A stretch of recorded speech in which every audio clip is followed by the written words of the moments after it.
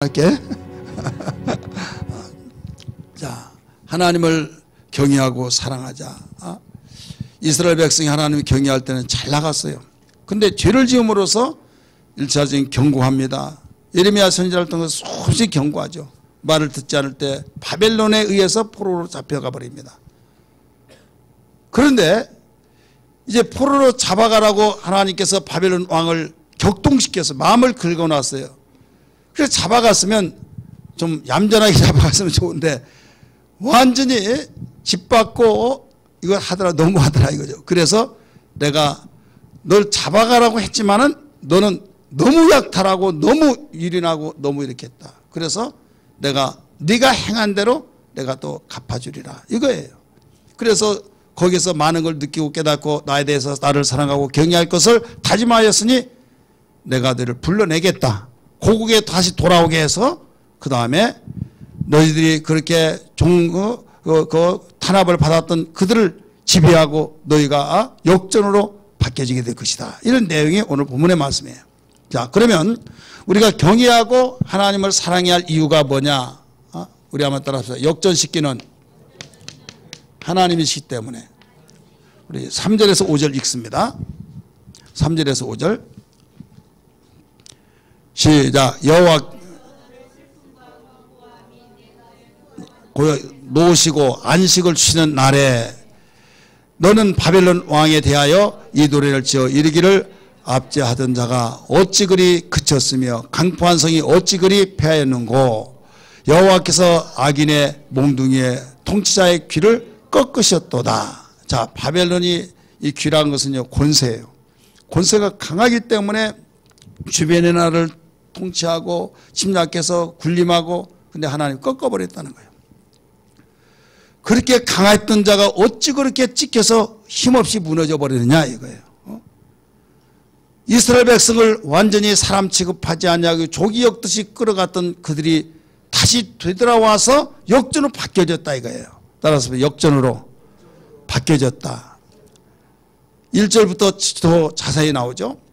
그래서 우리는 하나님을 경외하고 하나님을 사랑해야 할 이유가 역전시키시는 하나님이시기 때문에 믿으시길 바랍니다. 오늘 본문의 말씀에 근거해서 보면 역전. 그래서 역전되어지는 그 사건을 보면 정말 하나님이 복의 근원이시구나. 하나님을 사랑하는 자는 이렇게 복을 받는구나. 하나님 경외한 자는 망하지 않는구나. 이걸 스스로 고백하지 않을 수밖에 없다는 걸 믿기 바랍니다. 성경에 이 내용이 가득가득 채워졌어요.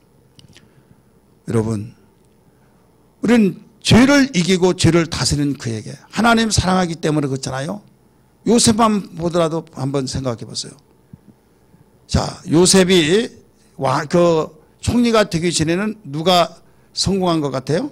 자기 마음대로 착착 된 것 같아요? 그의 형제들이 형님 내 말을 좀 들어보세요. 내가 어젯밤에 꿈을 꿨는데 11별과 해와 달이 내 앞에 꾸벅꾸벅 절합니다. 그러니까 이 녀석아 어머니 아버지가 네게 절하고 우리가 네 앞에 절한단 말이야? 미운 것이 미운 짓만 한다고 하고 그리고 또 며칠 있으니까 형님이 이리 다 와보시라고 갔더니 지금 또 뭔 이야기 하려고 하냐? 형님들이 내 볕던 앞에 구벅구벅 절을 합디다. 그러니까 화가 이렇게 난 거예요. 그래 결국은 아버지 신부름 시키는 어떻게 했습니까? 야 저기 꿈 잘 꾼다고는 전석이 온다. 꿈 때문에 한가 보자 해가지고 그냥 팔아버렸단 말이에요. 자, 팔고 난 뒤에 아버지한테 속이기 위해서 어떻게 했습니까? 옷을 벗겨서 양 잡아서 피 묻혀가지고 이제 이리에게 지켜주겠다고 그것을 이게 요셉 옷이 아니냐고. 그래서 결국 요셉 소식을 듣고 아버지 야곱이 내가 빨리 죽어서 아들을 보기 위해서 음모로 데려간 것이 좋겠다라고 하면서 얼마나 슬퍼했습니까? 자, 여기까지 보면 누가 이겼어요? 형들이 이긴 거예요, 형들이. 형들이 이겨서 그들은 아주 조금도 요셉이 자기들을 앞에서 군림하고 있다는 것을 생각을 못했어요. 그런데 양식이 없던 그 해 양식을 사러 가서 결국은 요셉 앞에 무릎 꿇어야 안 꿇어요? 꿇죠. 자, 역전은 바뀌어져야 안 바뀌어져요? 바뀌어지죠. 그 요셉이 그렇게 바로 역전시켰던 그 이유는 뭐냐면 그에게 유혹이 왔어요. 죄를 지배하고 다스렸기 때문에 하나님께서 거기에 바로 개입이 된 거예요. 축복하시기 위해서 개입하신 거예요. 만약에 그가 죄를 지었다 그러면 하나님이 가장 싫어하는 죄를 지었을 때 하나님께서 일하실까요? 아니죠. 그렇기 때문에 하나님을 사랑하고 하나님을 경외하는 그 믿음이 죄를 이기는 거고 죄를 짓지 아니하고 경건하게 살려고 하기 때문에 하나님께서는 그를 위해서 지금 일을 하신 겁니다. 여러분 사울과 다윗을 한번 보세요. 사울은 왕으로서 쫓는 자고 다윗은 쫓긴 자입니다. 그래서 누가 보더라도 다윗은 죽은 자예요. 그러나 여기에 하나님께서 역전을 시켜서 다윗을 높이 올려놓고 사울을 완전히 끝내버리게 만드십니다. 믿으시길 바랍니다. 다니엘 보세요. 다니엘 참사자들이 그들이 한십보를 만들어서 다니엘을 없애버리려고 사자굴 속에 던지자고 해서 그대로 되어진데 나중에 그대로 되어져 이긴 줄 알았는데 결국은 역전으로 바뀌어지잖아요. 우리가 섬기는 하나님은 당신이 우리에게 말씀하시기를 나를 경외하고 나를 사랑하라 그렇게 말씀하신 이유는 역전시키는 축복을 반드시 허락하시기 때문에 우리는 얼마든지 다른 것보다도 이를 위해서 우리 골몰하면서 하나님 경외하고 사랑해야 될 줄 믿기 바랍니다. 어렵고 힘들 때면 하나님, 어렵고 힘들 때일수록 하나님을 찾고 하나님 역전시키는 복은 내 방법으로 될 수 없습니다. 나의 노력으로 한계가 있습니다. 그러니 하나님 일하여 주옵소서 하면서 하나님을 어렵고 힘들 때일수록 더 뜨겁게 경외하고 사랑하면 이게 지혜란 걸 믿기 바랍니다. 대부분 신앙생활에 늑슨해진 사람이 있어요. 늑슨해진 그 이유를 이야기하면 왜 요사에 기도하지 않느냐, 왜 요사에 나오지 않느냐 하면 힘들어서요. 너무 형편이 어려워서요. 너무나도 답답해서요. 편안한 소리, 무지한 소리 하지 말라고 하세요. 여러분 무지한 것은 뭐냐면 똑똑 박사를 한 달 전에 하나님 앞에서 무지한 거예요. 내가 어렵고 힘들면 이때가 하나님 찾을 때다. 하나님을 경외하고 하나님을 사랑할 때다. 여러분 하나님의 이 감각을 익혀야 될 줄 믿습니다. 여러분 시편 107편의 말씀 보니까 뭐라고 했습니까? 어려운 일을 당할 때 고통을 당할 때 하나님께 부르짖음에 가득가득 채워지는 말씀이 시편 107편의 내용이에요. 어려운 일을 당해서 내가 재수가 없으려니까 나는 되는 것이 없어. 세상 사람은 그렇게 한풀이합니다. 우리 예수 믿는 사람은 한풀이가 아니라 하나님을 만날 수 있는 기회다고 하면서 부르짖는 그 신앙. 그럴 때 기필코 네가 나를 사랑하기 때문에 원망치 않고 불평하지 않냐고 오직 네가 이렇게 내게 부르시는구나 하면서 하나님 그 소리를 예면치 않고 들어주셔서 역전시키시는 축복으로 나타나게 하신 하나님을 믿으시길 바랍니다. 할렐루야. 이런 내용을 역전시킨 사건 보면요 수없습니다. 얼마나 많이 나온지 몰라요. 두 번째는 왜 우리는 하나님을 경외하며 사랑해야 하느냐. 두 번째는 하나님께서 경영하시기 때문에 우리 한번 따라서 경영주가 되시기 때문에 24절에서 27절까지인가요? 우리 아까 읽었던 내용 한번 봅니다. 24절에서 27절까지 시작.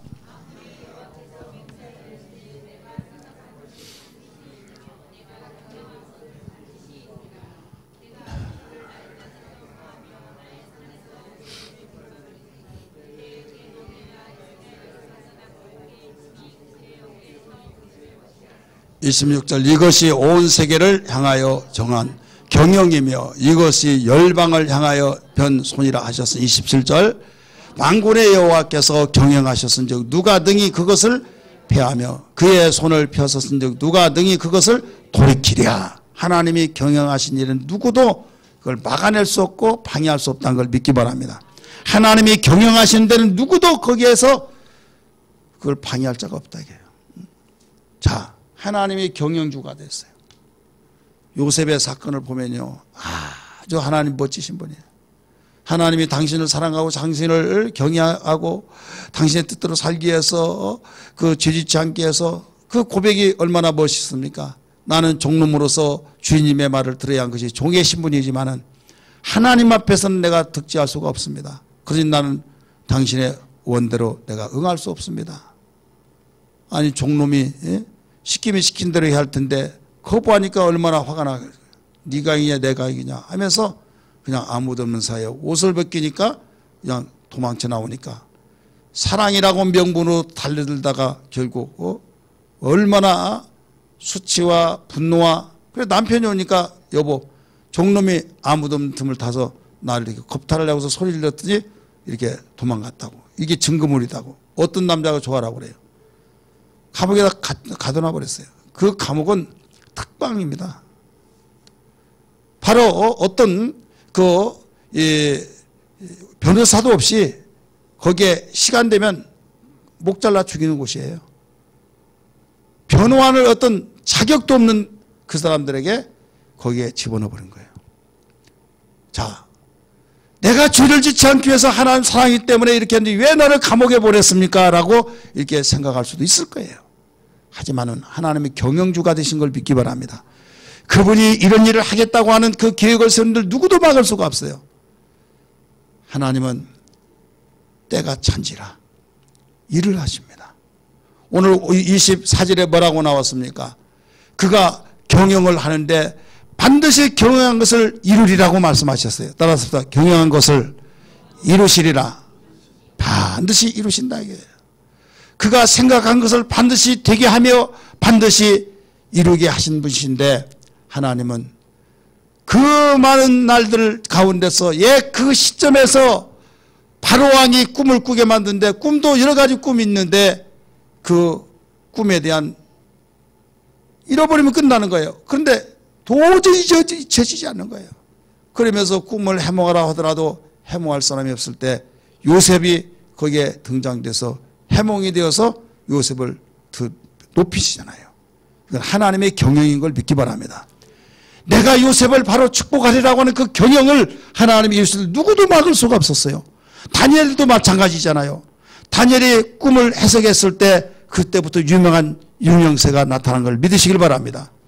그래서 하나님의 경영을 누가 폐하겠느냐? 하나님의 경영을 누가 이것을 없애겠느냐? 아무도 없을 수가 없는 거예요. 그렇기 때문에 반드시 경영한 것을 이루시라고 하신 하나님이 이렇게 하시기 때문에 우리는 하나님을 경외하고 사랑한 거예요. 자, 하나님을 사랑하고 하나님 경외하는 자는 하나님이 좋은 측면에서 선하신 길로 축복의 길로 경영을 이끌어 가시지만은 죄를 짓고 하나님을 사랑하지 않고 하나님을 등져버리고 사는 사람에게서는 악한 길로 바로 경영으로, 여러분 어떤 연극을 보든 어떤 영화를 보든지 간에 선한 자가 있고 악한 자가 있는데 악한 자가 바로 거기에서 나타나서 악을 행위할 때 그에게 관심 있는 자가 없어요. 어떤 사람이 엑스트라로 나타납니다. 아무리 엑스트라가 무대를 잘 조화를 이룬다 할지라도 주인공에 의해서 모든 것이 다 움직여지고 있는 걸 믿기 바랍니다. 인생을 살면서 엑스트라의 인생이 되지 말고 하나님의 관심 있는 자가 되어야 될 줄 믿습니다. 할렐루야. 엑스트라의 인생이 되지 말고 바로 하나님의 축복으로 이끌어가는 그런 주인공이 되어주시는 그 사람은 어떤 사람이냐? 하나님을 경외하고 사랑하는 사람이에요. 이것은 성경은 증거하고 있습니다. 그래서 하나님 경외하고 사랑하는 사람은 흥하는 길로 가고 하나님을 등지고 하나님을 외면하고 하나님을 바로 말씀을 저버리고 산 자는 망하는 길로 간다고 성경은 가르치고 있어요. 그래서 죄인의 길은 망하리로다 라고 가르치잖아요. 의인의 길은 흥하리로다. 그래서 시편 1편 유명한 그 시가 그거잖아요.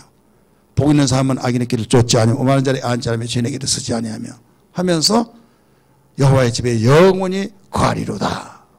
누가? 의인은 바로 하나님의 집에 영원히 거한다.